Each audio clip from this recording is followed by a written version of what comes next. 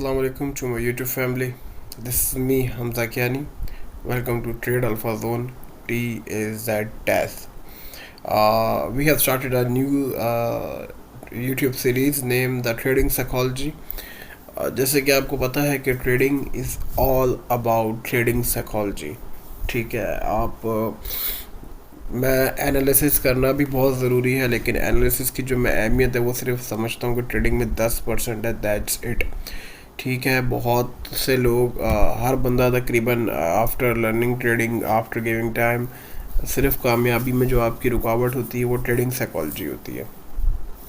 तो मैंने काफ़ी टाइम से एक सीरीज़ बनानी थी इस पर, लेकिन मुझे टाइम नहीं मिल पा रहा था. तो स्टिल चले, मैंने टाइम मैनेज किया है क्योंकि it's a need of time. Traders जो हमारे न्यू ट्रेडर्स हैं उनको किस तरीके की मुश्किलात का सामना करना पड़ता है. मुझे भी अल्हम्दुलिल्लाह काफ़ी टाइम हो गया. जो मुझे मुश्किलात का सामना करना पड़ा था वही मैं आपसे शेयर करूँगा. तो आज का जो हमारा टॉपिक है वो है फियर, डर. ठीक हो गया. अब आप सोचेंगे understanding the role of fear and greed in the trading. Greed को हम नेक्स्ट वीडियो में समझेंगे. आज हमारा जो टॉपिक है वो है फियर, डर. अब आप सोचेंगे डर का ट्रेडिंग से क्या ताल्लुक है. Fear is an another thing. Trading में क्या काम हो सकता है डर का. ठीक है. तो चार्ट्स पे ट्रेड करनी होती है, लेकिन डर है पैसे का नुकसान का. ठीक है. एक जो मेन डर है कि कहीं हमारा नुकसान ना हो जाए.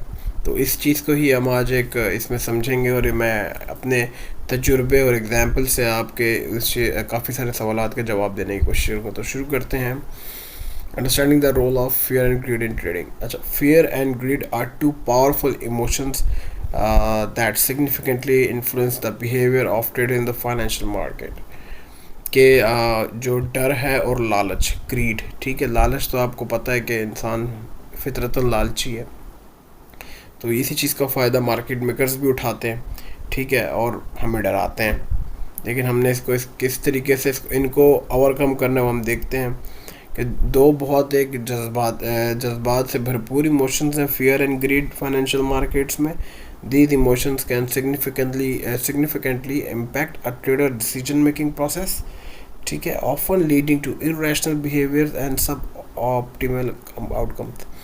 अब होता ये है कि देखें, आप जब भी कोई काम करते हैं उसमें आपको कॉन्फिडेंस बहुत ज़रूरी है. ठीक है. अगर आप उसमें डर गए तो आप डर के काम किस तरीके से कर सकेंगे. जैसे कि आपको एक पिक्चर इल्यूजन हो रही है कि मार्केट नीचे आ रही है, तो ये पैनिक कर रहा है, ये डर रहा है. ठीक है. होना ये चाहिए था कि इसको स्टॉप लॉस लगा के मार्केट से बाहर हो जाना चाहिए था, बट स्टिल डर तो डर है. डर, आप किसी भी चीज़ से आपको डर लग सकता है. ठीक है. तो आगे हम मज़ीद देखते हैं इसको. Understanding the role of fear and greed in trading and minimizing their influence can help you better manage your emotions and make more informed decision.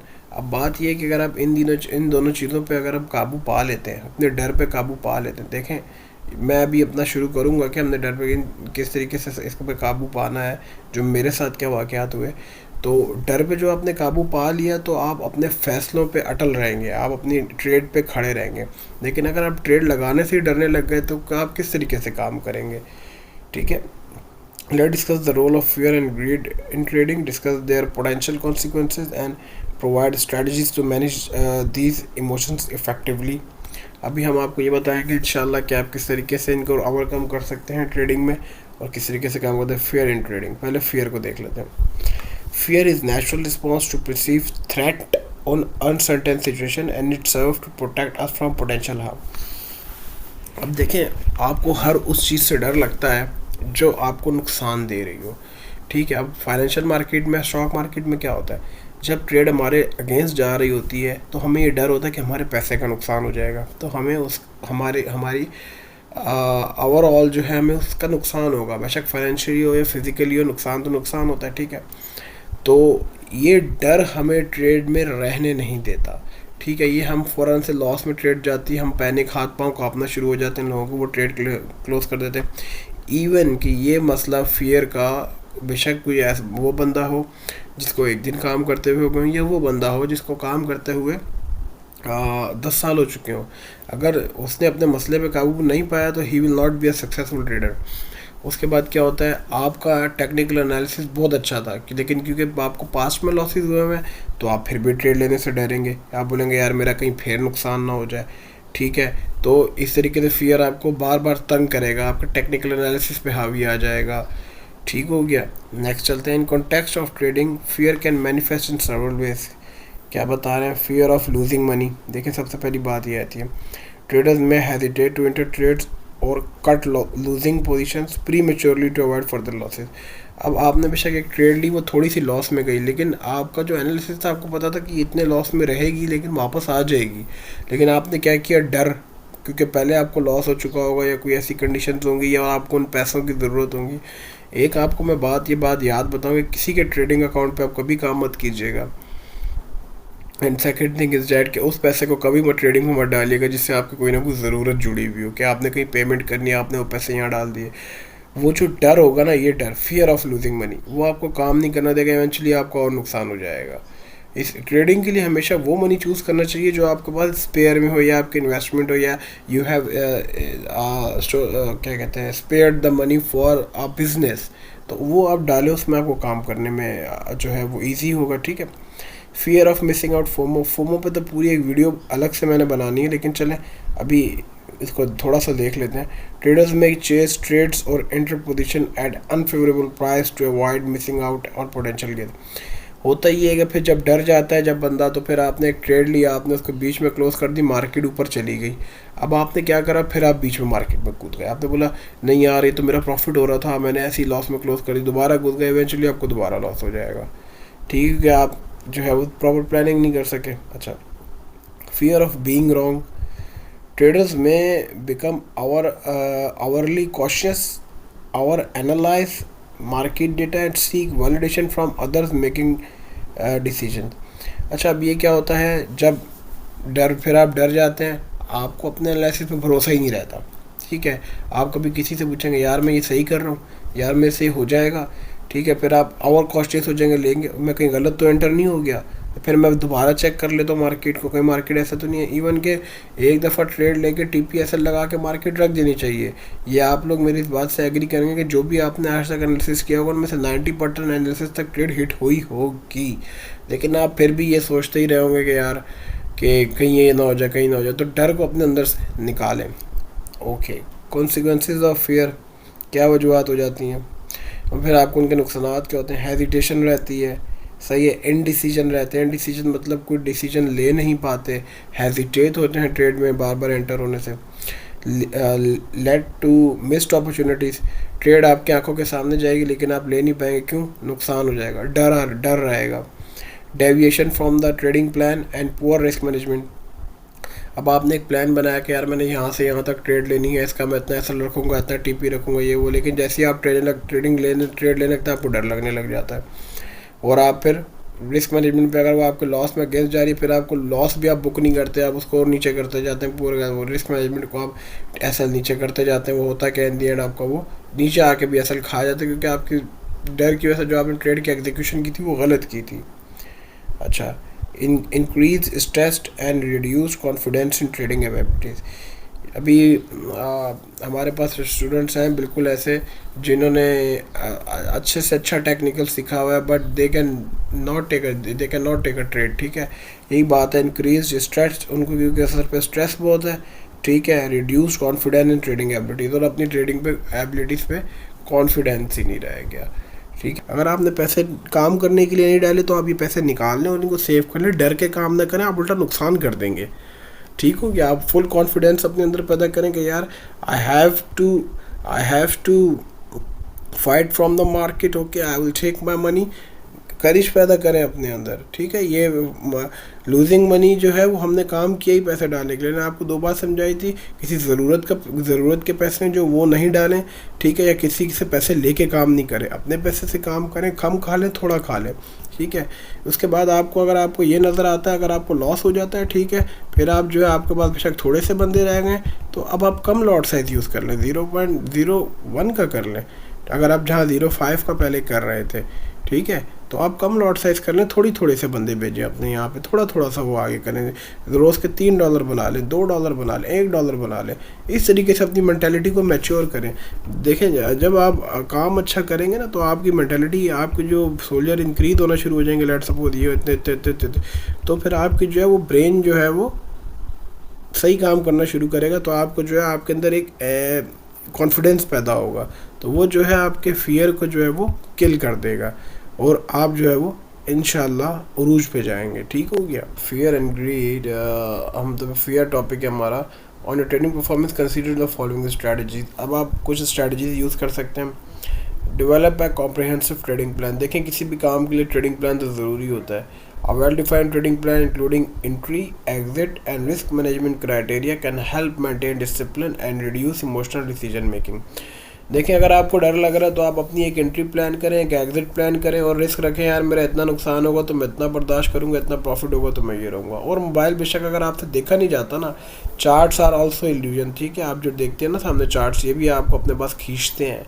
तो आप मोबाइल साइड पे रख दें तो आपका या टीपी हिट होगा या एसएल हिट होगा, लेकिन आपका जो है भी आप एक ट्रेड से बाहर आ जाएंगे। ठीक है, और अगर आपको लगता है कि मार्केट चौपी चल रही है तो आप मार्केट देख भी लें साथ में, ताकि आप प्रॉफिटेबल बाहर आ सकें। It is a saying that small profit is better than a big loss. Practise emotional awareness, recognise the science of fear and greed such as hesitation, impulsivity and or exercise risk taking, and take a step back to assess your decision objectively. ठीक है, तो आप इस तरीके की अपनी जो भी पहचानते हुए आपको डर लग रहा है, तो आप उनकी रिस्क टेकिंग एक्सरसाइज करें, ट्रेड्स लें, डेमो पे प्रैक्टिस करें, डेमो से फिर रियल पे भी लें, और अपने आप करेज करें। बेशक थोड़ा लॉस होता है, आप लॉस बर्दाश्त करें, लेकिन अपने इस फियर को एलिमिनेट करें, that can not take a risk. Okay, focus on process और आउटकम्स। वो एक मैं जो जब भी अच्छी ट्रेड्स होती हैं ना, मैं कहता हूँ ट्रस्ट द प्रोसेस। तो वही वाली बात आई थी कि हमेशा अपने प्रोसेस को ट्रस्ट करें। Prioritize adherence of your trading plan and risk management principles over short-term gains or losses. This mindset can help reduce the emotional attachment to individual traders and to promote a more rational approach. अब देखें, आप इस तरीके से सोच के काम किया करें कि मैंने लॉन्ग टर्म प्लानिंग करनी है। ठीक है, मैंने अभी नहीं देखना डर के कि मैं आज ही सारा कुछ ले लूँ और डर के ट्रेड से बाहर हो। जो लॉन्ग टर्म सोचें, यार आज मैं $1 बनाऊंगा, महीने के $30 बनाऊंगा, साल के $360 बनाऊंगा, इस तरीके की अप्रोच रख के चला करें, तो आपको डर लगेगा ही नहीं। वैसे ही आप अपना आगे स्टॉप लॉस भी अपना छोटा रखें ताकि आपका लॉस भी कम हो। Set realistic expectations. अब वो जो नए ट्रेडर्स आते हैं, वो आते ही पहले बेचारे फरारी और हैवी बाइक का सोच रहे होते हैं, जब लॉस होता है तो बोलते हैं इतने ही मिल जाए जितने डाले थे।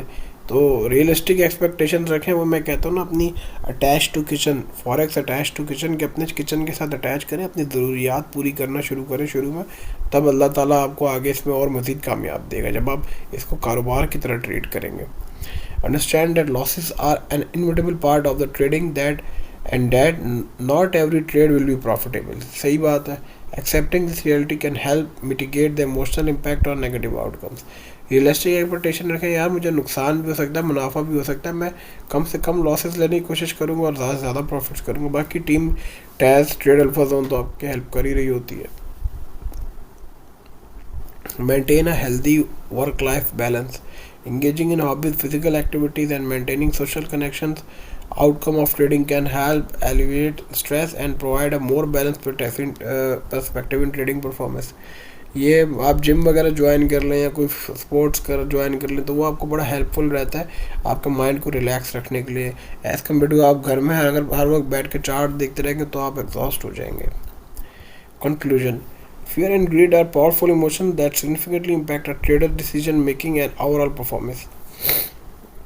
जाहिर सी बात है, एक बड़े पावरफुल इमोशंस है, डर का जो इमोशन है, और अगर वो इसी तरीके से अगर आप पे हावी रहे तो आपको काम नहीं करने देगा। Managing the impact of fear and grid trading involves managing the impact of fear and greed in trading involves developing self-awareness, discipline and well-defined trading plan. You'll be able to make more rational decision and reduce the potential of losses. By understanding the role of these emotions in trading and implementing effective strategies to manage them, you can develop a more disciplined approach, ultimately increasing the chances of long term success as a trader.